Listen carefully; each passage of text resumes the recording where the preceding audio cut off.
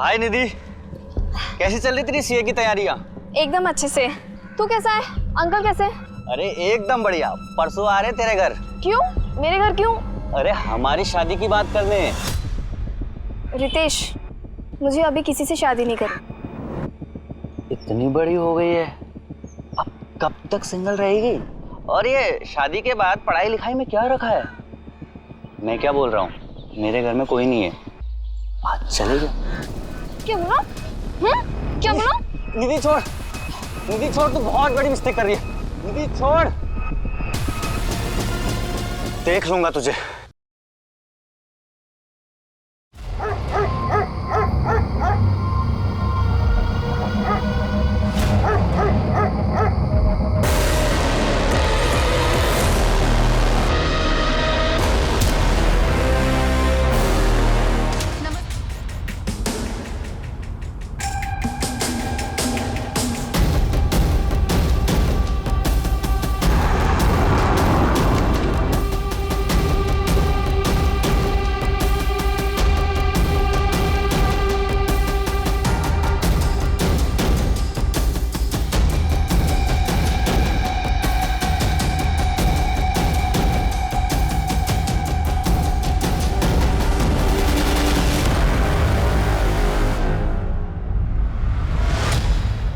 इस केस को 20 साल हो गए हैं जेनिफर।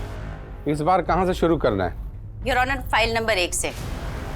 इस केस को उसके अंत तक पहुंचाने के लिए हमें शुरू से शुरू करना पड़ेगा। कौन थी निधि रस्तोगी? 21 साल उम्र की, lady college of art and commerce में पढ़ने वाली, फाइनल ईयर स्टूडेंट या कोई और? योर ऑनर, ये उसकी पर्सनल डायरी है। I would like to read. Sure. Entry date 26 November 1994। आज का मेरा टारगेट कंप्लीट हो गया। मुझे अपने फ्यूचर के लिए और ज़्यादा मेहनत करनी होगी। 27 नवंबर 1994। आज का दिन बड़ा अच्छा था। मेरे सेमेस्टर रिजल्ट से पापा बहुत खुश थे। वैसे मैं खुद को तो कॉन्ग्रेचुलेट करना भूल गई। मिसेस डायरी, अब मैं टीचर बन गई हूँ, मैथ्स टीचर। 600 रुपीज़ सैलरी है मेरी। सिर्फ 100 रुपये अपने लिए रखूँगी और 500 रुपये पापा को दिया करूँगी। I am very happy. Nidhi, ऐसी बहुत सारी पॉजिटिव एंट्रीज हैं, अच्छे थॉट्स। योर ऑनर, निधि की मौत के कुछ हफ्ते पहले से उसी के घर से इस केस की शुरुआत हुई। निधि, अभी ये सब करने की क्या जरूरत है? बाद में करो ना। अरे बस हो गया पापा। अभी जाना जरूरी है क्या? न्यू ईयर मना के जाओ ना। अरे पापा, बस एक बार ग्रेजुएशन कंप्लीट हो जाए और सीए का एग्जाम दे दूं, फिर न्यू ईयर क्या, होली दिवाली सब साथ में मनाएंगे। दीदी, अब निशी क्यों चिल्ला रही है? ये सब छोड़, फटाफट आओ ना। पहले बार चलो। अरे आओ तो सही, तुम चलो तो सही। ये देखो दीदी, ये कितना प्यारा है। कौन निशी? ये तुमने सजाया? हाँ दीदी, और ये देखो दीदी, सेंटा का बास्केट जिसके अंदर सेंटा हमारे गिफ्ट्स रखेगा। सुन लिया ना सेंटा? क्या नहीं समझी? मुझसे भी हाइट में लंबी हो गई है और तुझे अभी तक नहीं पता चला कि सेंटा कोई और नहीं, पापा है। याद कर, हम हर बार रात के 12 बजे बाहर जाते थे सेंटा को देखने, तो पापा कुछ ना कुछ भूल जाते थे। जैसे मेरा पर्स खो गया, मेरी वॉच रह गई। पापा, मैं क्या सोच रही हूँ, इस बार ना हम गिफ्ट वहां छुपाएंगे। कहाँ?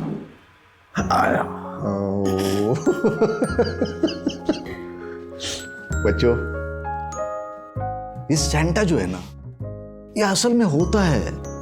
अदरवाइज तुम दोनों जैसा प्यारा सा गिफ्ट मुझे कैसे मिलता? Love you. लव यू पापा। Oh my God! क्या? अरे एक बात तो बोलना भूल ही गया मैं। Wish you very happy birthday. Thank you पापा। हैप्पी बर्थडे दीदी। Thank you. Happy birthday to you, happy birthday to you.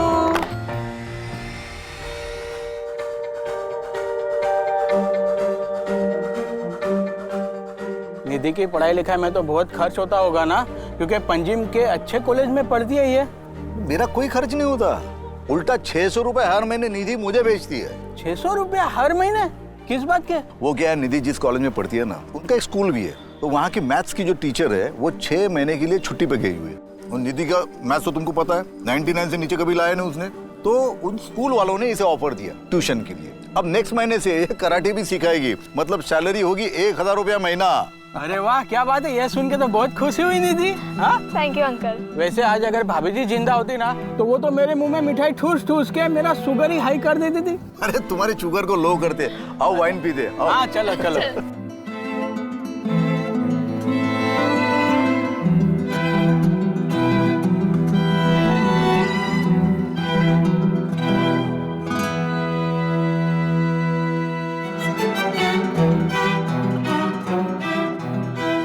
Take care बेटा। और हाँ, 24 घंटे ना किताबों में घुसे मत रहना, थोड़ा खाने पीने का भी ध्यान रखना। है?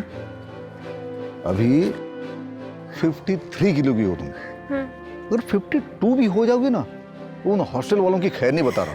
55 की हो जाऊंगी बस। अरे वो इतना भी खाने पीने का ध्यान मत रखना, पढ़ाई पे कॉन्सेंट्रेट करना, पढ़ाई मन लगा के कर। और हाँ, wish you very happy new year in advance. Happy new year in advance पापा। Happy new year happy new year. और हाँ, फोन जरूर करना। हर साल अपने क्लास में आने वाली टॉपर, एक माहिर कराटे फाइटर और उससे भी कहीं ज्यादा हैप्पी गो लकी, एक खुश मिजाज लड़की। योर ऑनर, अगर आज वो जिंदा होती तो उसकी कहानी कुछ और होती, पर अक्सर देखा गया है कि सबसे ज्यादा ब्राइट चमकने वाला हीरा किसी ना किसी की आंख में खटकते रहता है। निधि के साथ भी वैसा ही कुछ। 1 2 3 4। हाँ हाँ हाँ हाँ और ऊपर हाँ। तो आज हम क्लास यहीं पे एंड करते हैं। कल हम शाम को 5 बजे मिलेंगे, 5 PM sharp. Okay, thank you ma'am. Thank you. Hi Nidhi, काफ़ी अच्छा फीडबैक है तुम्हारा। स्टूडेंट्स भी तुम्हें काफ़ी पसंद करने लगे। एक बार अपनी पढ़ाई पूरी कर लो, उसके बाद मैं तुम्हें as senior math teacher promote करवा दूंगा। सैलरी भी अच्छी होगी, साथ में अपना B.Ed भी कर लेना। Thank you very much sir. अरे थैंक यू की कोई बात नहीं, यू डिजर्व इट। अच्छा, तुम्हारे पास मेरा लैंडलाइन नंबर है? कोई भी काम हो, कॉल मी एनी टाइम, दिन हो या रात, सोचना मत, just come to my home. Take care. Take care sir. मेरा सामान किसने फेंका? मैंने। जानवी, तुम्हारा प्रॉब्लम क्या है? प्रॉब्लम है ना तू है। ये जो तेरा अटेंशन सीकर वाला एटीट्यूड है ना, ये जरा अपने पास रख। तुम्हारी प्रॉब्लम्स प्लीज मेरी जगह से निकल जाओ। वरना क्या कर लेगी? हाँ, 2-4 कराटे के मूव्स दिखाएगी। चल दिखा, चल दिखा दिखा ना। ओए, क्या हो रहा है ये? चलो दोनों अपनी जगह पे। वार्डन दीदी, प्लीज मेरा रूम चेंज कीजिए, मुझे यहाँ नहीं रहना। वार्डन दीदी, आप है ना इसको इस सड़ियल रूम में रहने दीजिए। आप मेरा ही रूम चेंज करवा दीजिए। Jahnavi, mind your tone.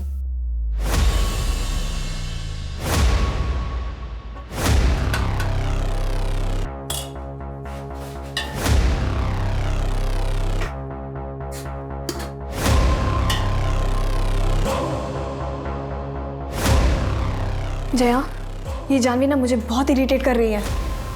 क्यों इसके मुंह लग रही है? इग्नोर कर, तू बस अपने एग्जाम्स पर ध्यान दे।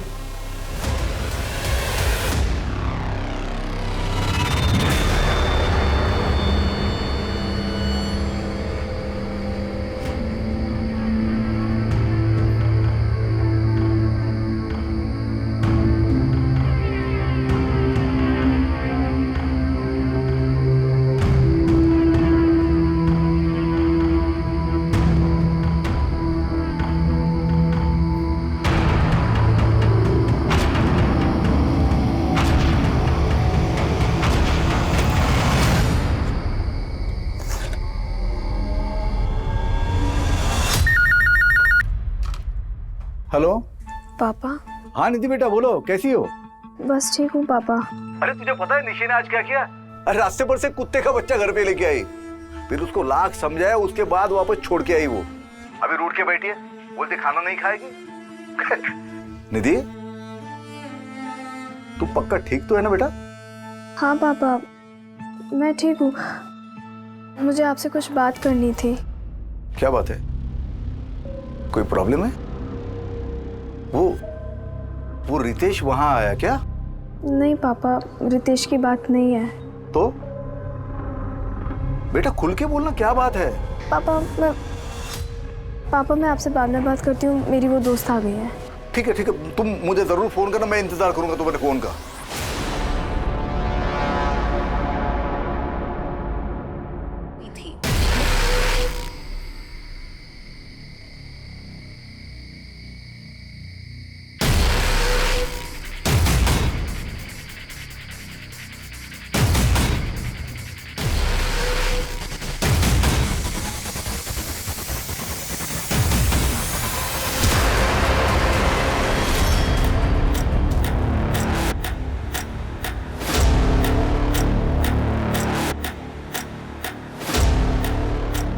सर फोन आया था, कुछ सामान बिखरा हुआ है और लड़की सुबह से गायब है। सारे हॉस्टल को अच्छे से चेक करो।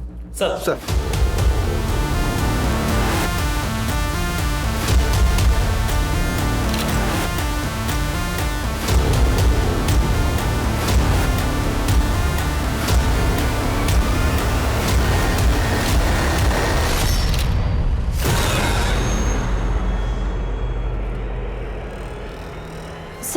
ये चप्पल तो निधि की है। उदय पूरा कमरा अच्छे से चेक करो।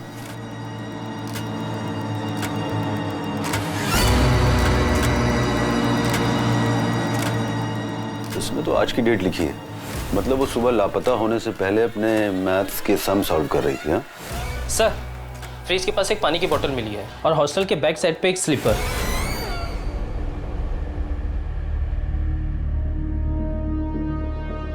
सर यहाँ मिली है चप्पल।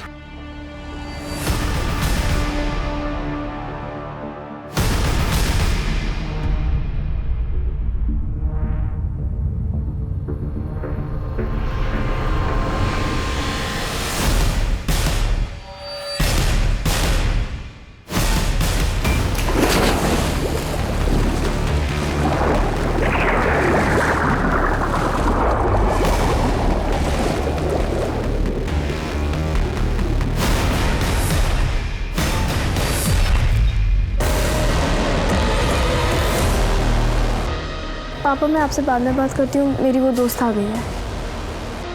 निधि क्या हुआ यार, तू बहुत परेशान लग रही है। नहीं बस सब ठीक है। क्या बात है, तेरी आंखें क्यों भरी हुई हैं?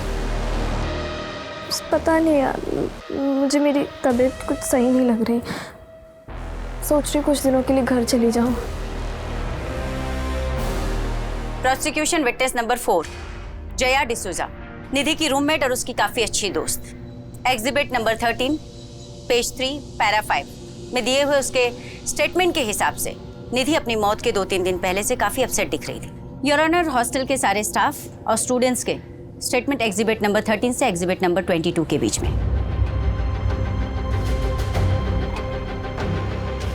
सर यकीन ही नहीं हो रहा कि निधि अब हमारे बीच नहीं रही। पता नहीं उसने ये सब किया ही क्यों। क्या तुम्हें लगता है ये आत्महत्या हो सकती है? सर उसकी फैमिली में सुसाइड हिस्ट्री रही है, उसकी माँ ने भी सुसाइड किया था, और अगर निधि की लाइफ में कुछ प्रॉब्लम्स रही होगी तो हमें उसके बारे में कुछ नहीं पता। आर यू श्योर ये सुसाइड हो सकता है? सर एक्सीडेंट भी हो सकता है। कुएं के पास का इलाका चिकना है, कई बार मेरा भी पैर फिसल गया। हो सकता है निधि के साथ भी कुछ ऐसा ही हुआ। सर इंस्पेक्टर प्रमोद माथुर है। बच्ची ने सुसाइड कर ली। आप कौन? सतीश माथुर, इस इंस्टीट्यूशन का ट्रस्टी। देखिए इंस्पेक्टर, ये जो कुछ भी हुआ है इसे जल्दी से वाइंड अप कीजिए। बच्चे डरे हुए हैं, फालतू का तमाशा हो रहा है। देखिए हमें शक है ये सुसाइड के अलावा भी कुछ हो सकता है, तहकीकात तो करनी पड़ेगी। ठीक है, जो कुछ भी करना है आधे घंटे में कीजिए और निकलिए यहाँ से। नीलमा जी, बच्ची के परिवार वालों को फ़ोन कर दीजिए, जो भी मदद हो सके कीजिए, थोड़े बहुत पैसे भी दीजिएगा। एसपी सर ने बुलाया है। हाँ प्रमोद। जैन सर। जी Jain sir. Yes sir, I'll do that right now sir. Right, thank you sir. हाँ प्रमोद, क्या रिपोर्ट है? सर आत्महत्या का मामला है। लड़की ने कुएं में कूदकर अपनी जान दी है। किसी बात को लेकर डिस्टर्ब थी, कोई personal issue, may be exam का प्रेशर या फिर किसी लड़के का चक्कर। पोस्टमार्टम रिपोर्ट क्या कहती है? Same sir, suicide, no foul play. लड़की की बॉडी उसके घर वालों को पहुंचा दी है। Good job. ये केस को जल्दी सॉल्व करना हमारे लिए बहुत जरूरी था। बहुत प्रेशर है सर। अब एक काम करो, केस को क्लोज करो और कोर्ट का डेट ले लो। सर लेकिन ये कैसे पॉसिबल है बताइए? It's not possible. सर ये लोग क्या बोल रहे हैं कि मेरी बेटी ने आत्महत्या की? ये पॉसिबल नहीं है। वो तो सीए बनना चाहती थी, उसके हाल ही में मैथ्स की टीचर की जॉब लगी थी, वो बहुत खुश थी। सर वो आत्महत्या क्यों करेगी? देखिए, मैं समझ सकता हूँ कि आपके लिए ये मानना काफी मुश्किल है कि अब आपकी बेटी इस दुनिया में नहीं है, लेकिन सच को तो एक्सेप्ट करना ही होगा। सच ये है कि उसने आत्महत्या नहीं की है। जरूर दूसरी कोई बात है जो आप छुपा रहे हैं मुझसे। अब आप एक काम करिए, उस रितेश को जाके उठाइए, वो मेरी बेटी को परेशान करता था। हाय निधि, कैसी चल रही तेरी सीए की तैयारियां? एकदम अच्छे से। तू कैसा है? अंकल कैसे? अरे एकदम बढ़िया। परसों आ रहे तेरे घर। क्यों? मेरे घर क्यों? अरे हमारी शादी की बात करने। रितेश, मुझे अभी किसी से शादी नहीं करनी। इतनी बड़ी हो गई है, अब कब तक सिंगल रहेगी? और ये शादी के बाद पढ़ाई लिखाई में क्या रखा है? मैं क्या बोल रहा हूँ, मेरे घर में कोई नहीं है, आज चलेगा। क्या बोला? क्या बोला? निधि छोड़, निधि छोड़, तू बहुत बड़ी मिस्टेक कर रही है। निधि छोड़, देख लूंगा तुझे। सर मेरी बेटी निधि मुझे हर बात बताती थी, उसने मुझे रितेश के बारे में भी बताया था।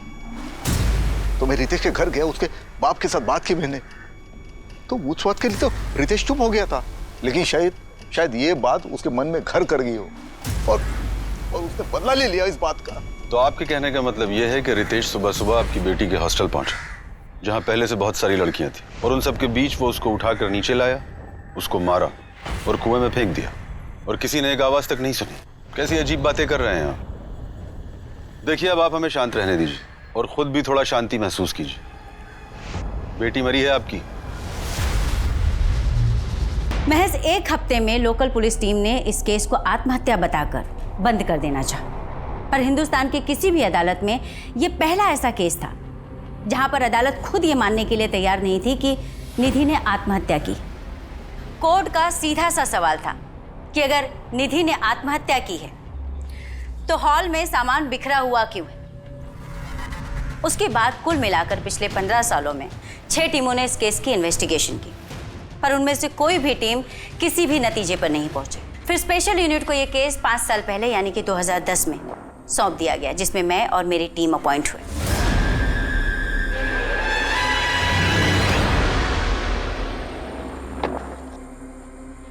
मैम, अब तक 6 टीम ने इस केस को सुसाइड बताया है और सबने रिक्वेस्ट की है कि इस केस को क्लोज कर दिया जाए, लेकिन 7वीं टीम का ऐसा कोई इरादा नहीं।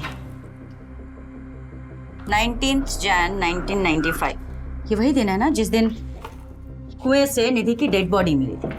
अगर 1 मिनट के लिए मैं मान भी लेती हूँ कि उसने सुसाइड कमिट किया, तो सुसाइड कमिट करने से पहले वो ये मैथ्स के सम क्यों सॉल्व कर रही थी? मैम, ये रही उसकी डायरी। मैथ्यू, मैं डायरी पढ़ चुकी हूँ। उसकी डायरी के एक भी पेज को देखकर ऐसा नहीं लगता कि वो सैड थी या सुसाइडल टेंडेंसी की थी। हर पेज पर कुछ ना कुछ positive, happy, cute, excited, bright future, bright सोचने वाली लड़की। एक्सेप्ट 16 जन 1995 उसकी डेड बॉडी मिलने के 3 दिन पहले। 3 दिन पहले से उसने डायरी लिखना बंद कर दिया था। आखिर उन 3 दिनों में ऐसा क्या हुआ था जिसने उसके डायरी लिखने के रूटीन को खत्म कर दिया? इस केस को बीते हुए काफी साल हो चुके हैं, हमें फाइल्स और पेपर्स के अलावा मिलेगा क्या? सच जिसको तलाशने के लिए मैं यहाँ आई। मैथ्यू, हम माँ बाप अपने बच्चों को अपने से दूर इसलिए भेजते हैं कि वो पढ़ लिख कर हमसे बेहतर करें जिंदगी में। बेचारी 21 साल की बच्ची थी, और जब आपके बच्चे के साथ ऐसा कुछ हो जाए तो आपकी अंदर तक रूह कांप जाती। और उसके पापा को तो पता तक नहीं कि उनकी बेटी के साथ हुआ क्या। क्या ढूंढना चाहती है आप? और आपके बाकी साथियों ने क्या ढूंढा है? यही ना कि मेरी बेटी का किसी के साथ अफेयर था, वो फिजिकल रिलेशन में थी। हर 2-3 साल के बाद कोई ना कोई आता है और हमारे जख्म कुरेद कर चला जाता है। क्यों? हमने मान लिया ना कि हमारी बेटी ने आत्महत्या की है, हो गया ना, बस अब जाइए यहाँ से। आपने भले मान लिया कि आपकी बेटी निधि ने आत्महत्या की थी, लेकिन हम नहीं मानते। हमें पूरा शक है कि निधि की मौत के 3 दिन पहले उसके साथ जरूर कुछ हुआ था, जिसकी वजह से वो बहुत अपसेट थी, खुश नहीं थी। शायद ऐसा कुछ जो 3 दिन बाद उसकी मौत का कारण बना। देखिए रस्तोगी साहब, मैं आपका दर्द समझ सकती हूँ। हम केस सॉल्व करने के बहुत करीब हैं। अगर आप थोड़ी सी मदद करें, थोड़ी हिम्मत दिखाएं तो आपकी बेटी को इंसाफ जरूर मिलेगा। रस्तों,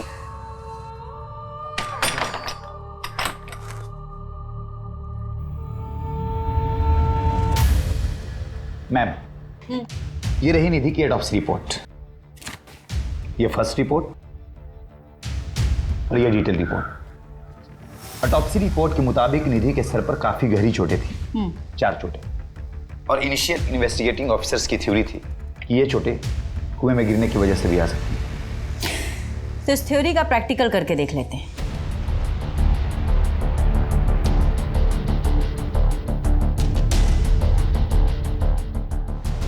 मैनिक्विन लाओ।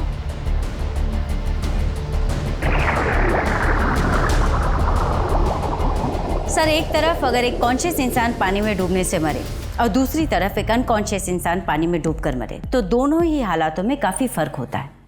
मैं एक्सप्लेन करती हूँ। सर, जब पानी में डूबने की वजह से लंग्स के अंदर पानी भरता है तो कॉन्शियस इंसान और अनकॉन्शियस इंसान दोनों के सिनेरियो में लंग्स के अंदर अलग अलग टाइप का झाग बनता है। क्योंकि जो कॉन्शियस इंसान होगा उसकी सांसें तेज होंगी, वो छटपटाएगा, बाहर निकलने की कोशिश करेगा, भले ही वो आत्महत्या के इरादे से ही पानी में क्यों ना कूदा। और जो अनकॉन्शियस है वो सीधे डूबकर मर जाए। निधि के लंग्स कंडीशंस को देखकर ये साफ साफ पता चलता है कि पानी में डूबते वक्त वो कॉन्शियस नहीं थी। मतलब ये सुसाइड नहीं, एक्सीडेंट भी तो हो सकता है। पैर फिसल गया हो, चोट लग गई हो और गिर गई हो। एक्सीडेंटली कुएं में गिरने की वजह से अगर किसी को चोट लगेगी तो 1 या 2 बार लगेगी, 4 बार नहीं। अगर 4 बार लगी तो कैसे? सर, इतने सालों बाद उस कुएं या उस हॉस्टल से कुछ भी मिल पाना इम्पॉसिबल था। इसलिए इस केस को सिर्फ लॉजिकल इन्वेस्टिगेशन के अप्रोच से ही सॉल्व किया जा सकता है। इसलिए मैंने और मेरी टीम ने पुरानी रिपोर्ट्स में दी गई जानकारियों के हिसाब से इस केस को रीइमेजिन करने की कोशिश की।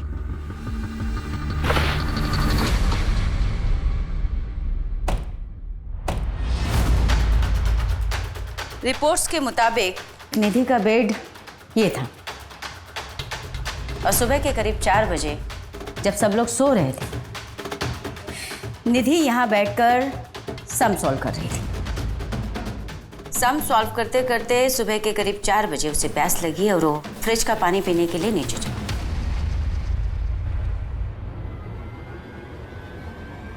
जया के दिए हुए स्टेटमेंट के हिसाब से जया सो रही थी, पर उसने निधि को कमरे से बाहर निकलते हुए देखा। इसका मतलब निधि कमरे से निकलकर पानी पीने के लिए मेस की तरफ गई होगी।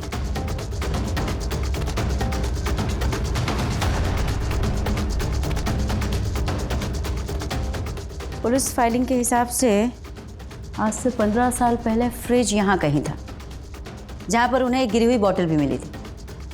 शायद वही बोतल जिससे निधि ने पानी पिया होगा।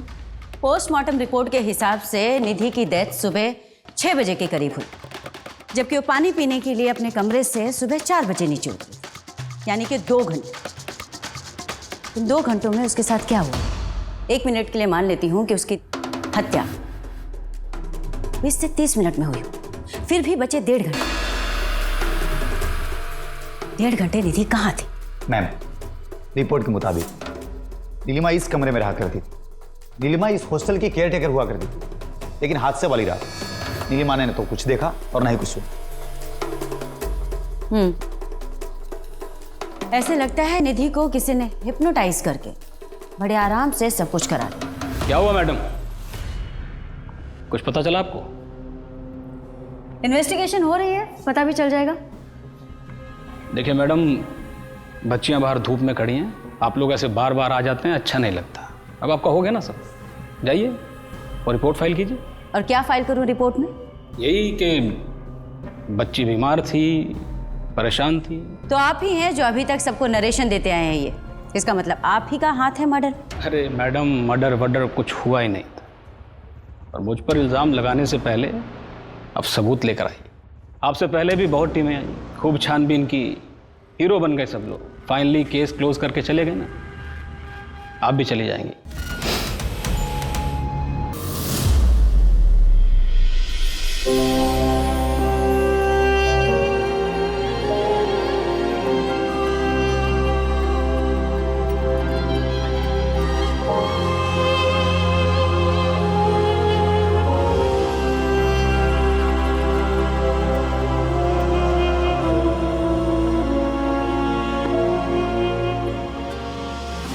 क्राइम सीन की फोटोज तुमने ही खींची थी ना? कुछ अजीब सा लगा था तुम्हें, जिससे हमें ये पता चल सके कि एग्जैक्टली उस रात हुआ क्या था? आपके पास डेड बॉडी के सिर्फ 3 फोटो हैं, मैंने 7 सबमिट किए थे। 7? पर पुलिस फाइल में तो इसका कहीं कोई जिक्र नहीं। लड़के के गले पे नाखून के निशान थे, उसके सिर के पीछे जो चोट लगी थी वो लंबाई में कट था, शायद किसी लकड़ी या ऐसी किसी चीज़ से मारा गया हो। लेकिन कोर्ट में सिर्फ 3 ही फोटो सबमिट हुई। तो बाकी की 4 फोटो तुम्हारे पास हैं? 15 साल हो गए मैडम। उस वक्त हमारा काम सिर्फ रील पे चलता था, रील और कैमरा दोनों तोड़ दिए गए हमारे। किसने तोड़ा? आपकी हर एक टीम को बताया था मैडम। पहली टीम पर ऊपर से बहुत प्रेशर था, शायद कोई पहुंचा हुआ आदमी शामिल था। स्टेटमेंट दोगे? कितनी बार दूं सर? ठीक है मैडम, दे देते हैं, लेकिन होगा क्या? आपके पास भी किसी ऊपर से फ़ोन आएगा और आप भी स्टेटमेंट सबमिट नहीं कर पाओगे। पहुंचा हुआ आदमी? आखिर कौन है ये पहुंचा हुआ आदमी जिसने आज से 15 साल पहले पुलिस, रिकॉर्ड, स्टेटमेंट सब कुछ मैनेज कर लिया? जरूर पहले की टीम्स पर इस आदमी का दबाव रहा होगा। कहीं हम पे भी ये दबाव बनाया तो? नहीं मैं थी। अब 15 साल हो चुके, मुझे नहीं लगता कि अब वो कुछ कर पाएगा। पर फिर भी अगर हम पे कोई प्रेशर आया तो? फिर तो और अच्छा होगा, हमें आसानी होगी उसे ट्रैक करने में। मैडम, पिछले 15 सालों में टीवी पर न जाने कितने सारे केसेस सुने, सबको इंसाफ मिला, कुछ नहीं तो अरेस्ट तो हुआ, लेकिन मेरी निधि को आज तक इंसाफ नहीं मिला। सर माफ़ी चाहती हूँ, आपको अपनी बेटी के इंसाफ पाने के लिए इतना लंबा इंतज़ार करना पड़ा, बट आई प्रॉमिस कि मैं पूरी ईमानदारी से इन्वेस्टिगेशन करूँगी, एक भी पहलू नहीं छोड़ूंगी। बेटी के खोने का दर्द क्या होता है मैं समझ सकती हूँ, मेरी भी एक 6 साल की बेटी है। सर मैं जानना चाहती हूँ कि इन 15 सालों के दौरान जो भी टीम इन्वेस्टिगेशन कर रही थी, कभी भी आपको ऐसे महसूस हुआ कि उन पर कोई दबाव डाला जा रहा है, उन्हें प्रेशराइज किया जा रहा है कि वो केस को रफा दफा कर दें?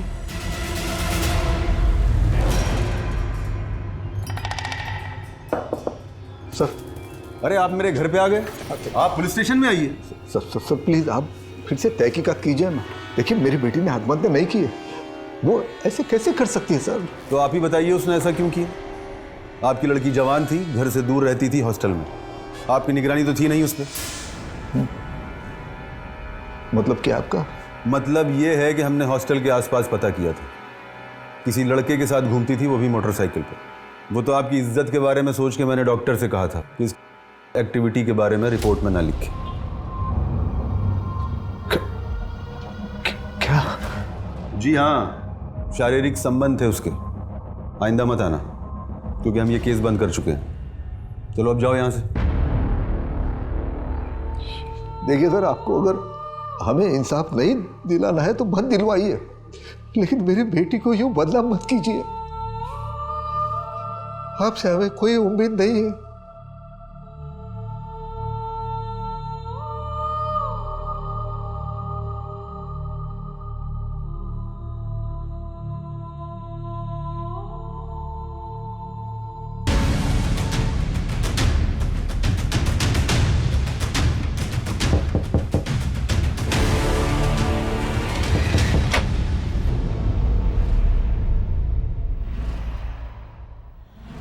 फिर नई टीम, आप भी तहकीकात कर लीजिए, लेकिन होने वाला कुछ नहीं।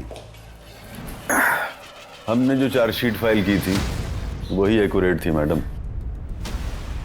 निधि रस्तोगी केस में काफ़ी मेहनत की है तुमने। Thank you. थैंक यू किस लिए? मैं यही पूछने आई हूँ कि इतनी मेहनत किस लिए की? डेफिनेटली केस सॉल्व करने के लिए तो नहीं की। मैं कुछ समझा नहीं मैडम। प्रमोद, लगता है तुम्हें तुम्हारी भाषा में समझाना पड़ेगा। प्रमोद, ये बात तुम भी जानते हो और मैं भी कि निधि ने आत्महत्या नहीं की थी, बल्कि उसका खून हुआ था, और इस हत्या को आत्महत्या की शक्ल देने के लिए पहले उसके सर पर 4 बार वार किया गया, उसके बाद में उसे कुएं में फेंक दिया गया। तुमने तो उसकी रिपोर्ट तक को मैनिपुलेट किया। अब सच सच बताओ कि ये सब तुमने किसके इशारे पे किया?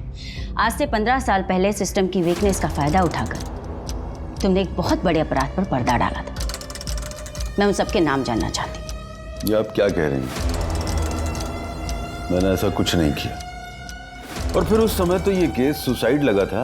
प्रमोद, निधि का अपने कमरे से निकलकर नीचे मेस रूम तक जाने और उसकी डेथ के टाइमिंग के बीच में 1.5 से 2 घंटे का गैप है। मैं जानना चाहती हूँ कि इस 1.5-2 घंटे के बीच में क्या हुआ था। आत्महत्या करने से पहले लड़की सोच रही होगी कि उसे क्या करना है, कैसे करना है। और वहाँ हॉल में जो सामान बिखरा था वो उसने कुछ किया होगा, कुछ सोचा होगा। भाई उस समय तो सीसीटीवी कैमरे भी नहीं होते थे। अच्छा, तो तुम सिर्फ सीसीटीवी के बिहाफ में इन्वेस्टिगेशन कर। गुड, जल्दी ही मुलाकात हो अरेस्ट वारंट के साथ। और तुम अच्छी तरीके से जानते हो तुम्हारे डिपार्टमेंट से कहीं ज्यादा मशहूर हमारे डिपार्टमेंट की खातिरदारी।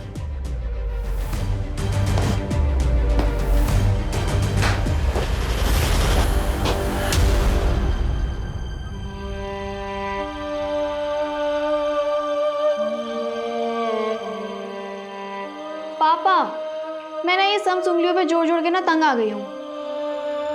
प्लीज सैंटा को बोलो ना इस बार एक कैलकुलेटर गिफ्ट कर दे। निधि बेटा, ये तुम्हारा कैलकुलेटर। अरे हाँ, इस केस में एक नई ऑफिसर आई है।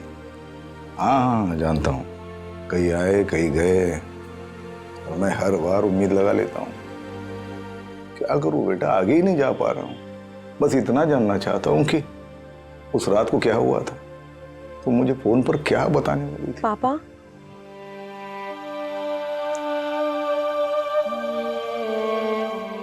हर बार यही सोचता हूँ कि अगर थोड़ा सा फोर्स करके उसी रोज पूछ लेता, क्या पता शायद दूसरे दिन में तुम्हें मिलने चला आता, और शायद आज तुम हमारे साथ होती।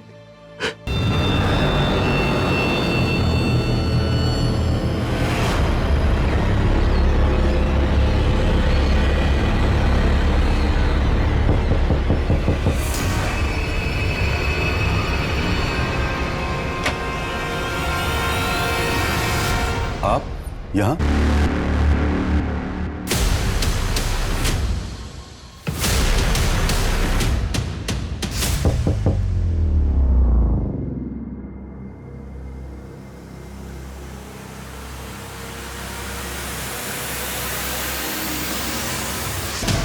Your honour, inspector Pramod Sharma ji को जहर देकर मारा गया था।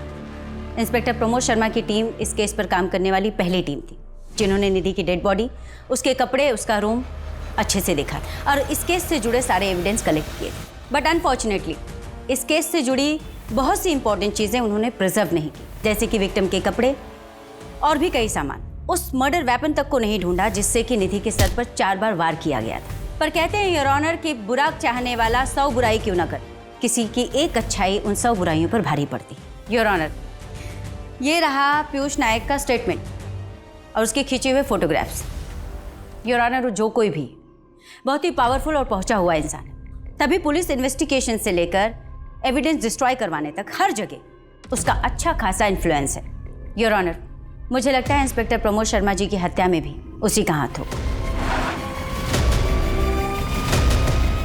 जानवी जी, हमें पता चला है कि निधि के साथ आपकी बहुत अच्छे से बनती नहीं थी। तो 15-20 सालों बाद आप मेरे पास आ गई। आपको पता है मेरे पिताजी मंत्री हैं, वो भी पिछले 25 सालों से। आप गलत जगह हाथ डाल रही हैं। आई एम सो सॉरी, हमारे प्रोफेशन का हिस्सा है इंक्वायरी करना, सो वी आर हियर। वैसे आपके पिताजी काफ़ी अच्छी पहुंच रखते हैं, पैसे वाले भी हैं आप। अब आप सही समझ रही हैं। आपको कुछ ज़रूरत हो तो बताइए। जी नहीं, थैंक यू। मैडम जी, चाय तो पी के जाइए। नेक्स्ट टाइम पक्का। इसके बाप की कुंडली निकलवाओ। अगर ये लोग इतने ही पहुंचे हुए हैं तो जानवी जरूर इस केस में इन्वॉल्व होगी।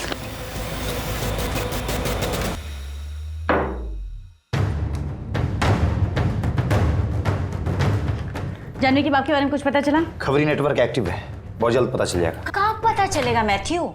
हम जितनी इन्वेस्टिगेशन करते जा रहे हैं, हर लीड हमें डेड एंड की तरफ लेके जा रही है। हर कोई कहता है कोई पहुंचा हुआ आदमी इन्वॉल्व है, पहुंचा हुआ आदमी इन्वॉल्व है। कौन है ये पहुंचा हुआ आदमी? हमें ये पता कैसे चलेगा? मैथ्यू, 1995 और उसके 2-4 साल आगे पीछे की सभी फाइल, सभी न्यूज़पेपर, सभी मैगजीन्स खंगालो और पता करो कि उस वक्त पंजिम में कौन से ऐसे बड़े लोग थे जो चर्चा का विषय थे या चर्चित थे। ऐसे तो कई सारे नाम मिलेंगे, किस किस से बात करें? करेंगे, सभी से बात करेंगे। मैम, मुझे नहीं लगता कि इस केस में हम लोगों को कुछ मिलने वाला है। नहीं मैथ्यू, कभी कभी बड़े से बड़े ताले को खोलने के लिए ना एक छोटी सी चाबी की जरूरत होती है। हमें भी बस वो छोटी सी चाबी चाहिए, ताला अपने आप खुलेगा।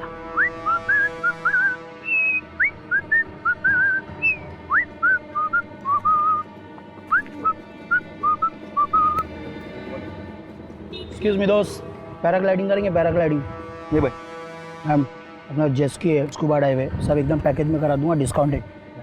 ये बता लूँगा। कोई बात नहीं ब्रदर, कोई बात नहीं, enjoy enjoy.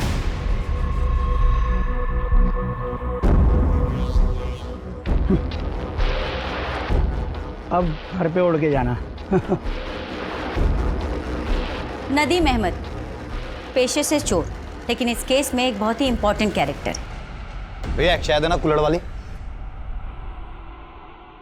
Thank you.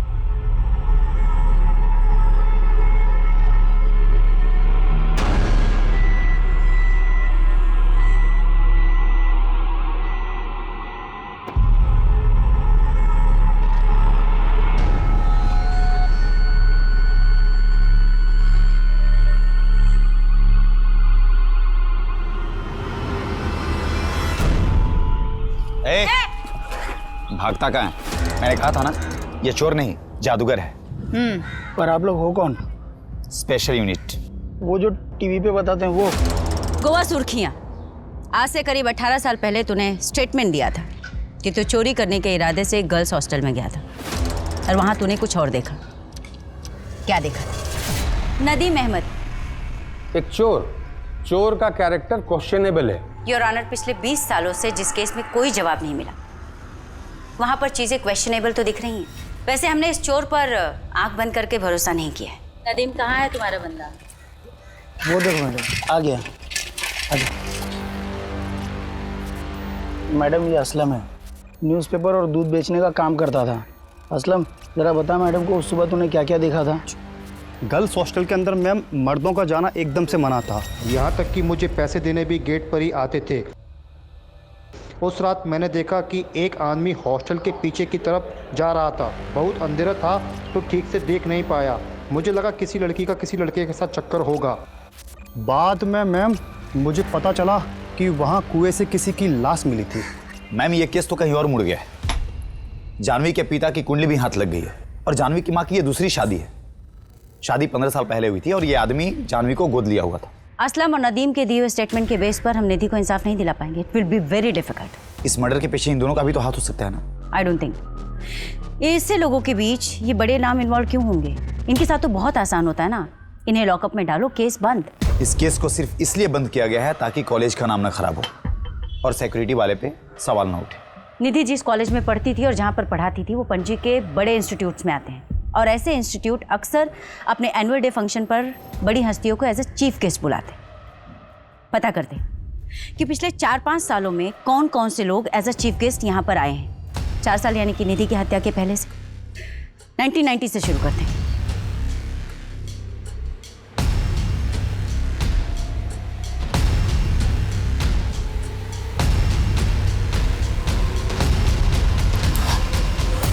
Ma'am मैंने सारे फोटोज देखे और इन फोटोज में मुझे कुछ पावरफुल लोग दिखे, लेकिन कनेक्शन कैसे ढूंढेंगे? मैथ्यू, मुझे लगता है ना कि हमें नए सिरे से शुरुआत करनी चाहिए।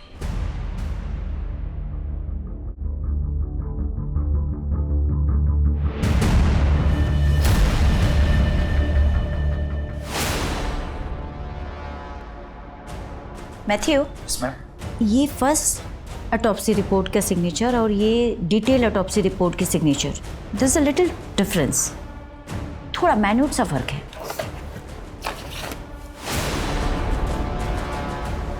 आप बिल्कुल सही कह रही हैं। दोनों सिग्नेचर के फ्लो में थोड़ा फर्क दिख रहा है। लगता है किसी दूसरे ने की है इस सिग्नेचर को। डॉक्टर शिवदर्शन रेड्डी, मैं sir Jennifer Pereira, special unit officer. Nidhi Rastogi case याद होगा आपको? बराबर याद है। 20 साल से वेट कर रहा हूँ, कोई तो आएगा मेरे पास इन्वेस्टिगेशन करते हुए। आजकल जहाँ टेक्नोलॉजी से लेकर सिक्योरिटी तक सब कुछ इतना एडवांस हो चला है, फिर भी कई केसेस में मैनिपुलेशन होता रहता है। तो इमेजिन कीजिए 20 साल पहले क्या कुछ नहीं होता होगा। आपका मतलब है इस केस की पोस्टमार्टम रिपोर्ट के साथ भी मैनिपुलेशन हुआ? उस बच्ची के साथ हुआ था। तो ये बात ऑटोप्सी में क्यों नहीं लिखी गई? लिखी गई थी, मगर कोई तो था जो ये चाहता था कि रिपोर्ट से ये सब कुछ मिटा दिया जाए। क्या आप हमें उसका नाम बता सकते हैं? जी नहीं, हम पे वो प्रेशर पुलिस टीम के थ्रू डाला जाता था। आपके इन्वेस्टिगेशन ऑफिसर्स इस केस को सुसाइड केस बताकर हमेशा के लिए क्लोज कर देना चाहते थे। क्या आप स्टेटमेंट देंगे? निधि रस्तोगी केस में आप भी इन्वॉल्व थे ना? मैं जानना चाहती हूँ कौन प्रेशराइज करवा रहा था? कौन नहीं करवा रहा था प्रेशराइजमेंट, बस सभी तो लगे हुए थे इस केस को ख़त्म करने में। मुझे भी धमकियाँ मिली, 21 साल की बच्ची थी वो। आपने भी तो प्रेशराइज किया था डॉक्टर रेड्डी को, नहीं? उदय जी, आई कैन अंडरस्टैंड, उस समय आपके पास पावर नहीं थी, पर आज मैं आपको पावर दे रही हूँ, आप रिवॉल्व कर सकते हैं।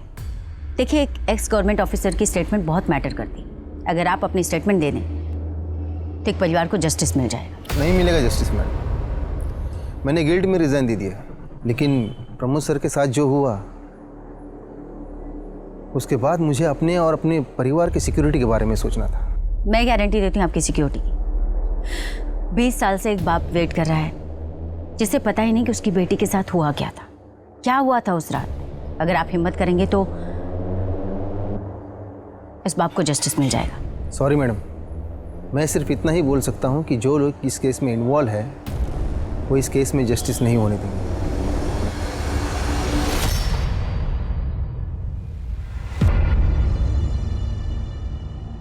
लगता है हमें भी इस केस को सॉल्व करने में 20 साल लग जाएंगे। पता काफी लोगों को है, पर कोई कुछ नहीं कहना चाहता।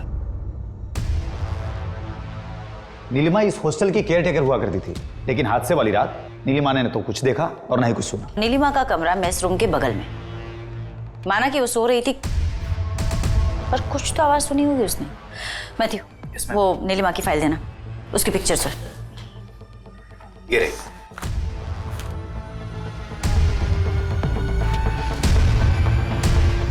कुछ तो कनेक्शन है। मैम, अगर मैंने स्टेटमेंट दे दिया तो क्या आप मुझे गारंटी देती है कि आप निधि को जस्टिस दिलाएंगे और बैकआउट नहीं करेंगे?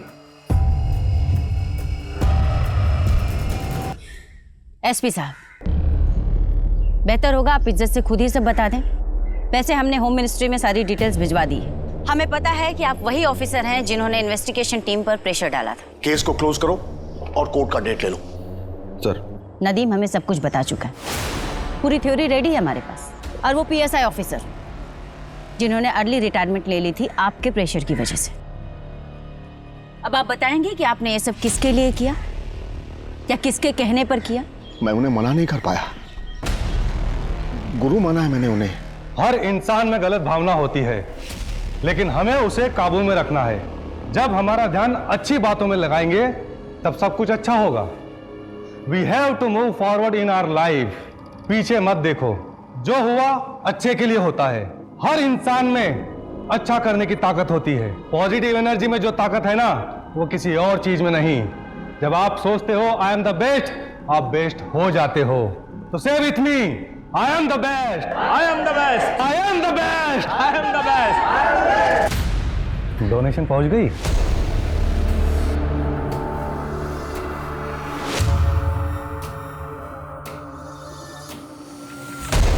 गुरुजी उस दिन किसी को भी याद कर सकते थे, लेकिन उन्होंने मुझे बुलाया। मेरे तो भाग्य ही खुल गए। मैं उन्हें मना कैसे कर सकता था? 19 जनवरी 1995 निधि ने सुसाइड नहीं किया था, उसका मर्डर हुआ था। और तुम्हें तो पता ही होगा क्योंकि तुम वहां थी। अगर तूने अपना मुंह किसी के सामने खोला ना तो तेरी बदन की सारी हड्डियां इतनी बार तोड़ूंगी कि डॉक्टर भी गिनते रह जाएगा। जिंदगी में बहुत कुछ पाना चाहती हो तुम, लक्ष्य होना जरूरी है और तुम वहां तक पहुंचोगी भी, लेकिन तुम्हें वहां तक पहुंचने के लिए मेरी जरूरत पड़ेगी। और जब भी तुम्हें मेरी मदद लगे मेरे घर चले आना, मैं तुम्हारी मदद करूंगा।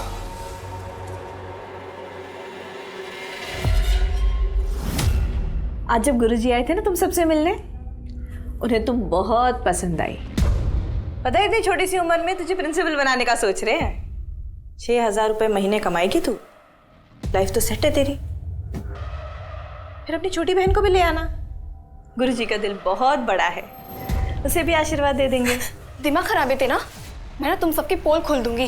सबको पता चलना चाहिए कि यहाँ पे क्या चालू है, ताकि कोई अपनी बेटी बहन यहाँ ना भेजे। तो उसने मना किया इसलिए मार दिया उसे? नहीं, इसलिए नहीं। तो किस लिए मारा था?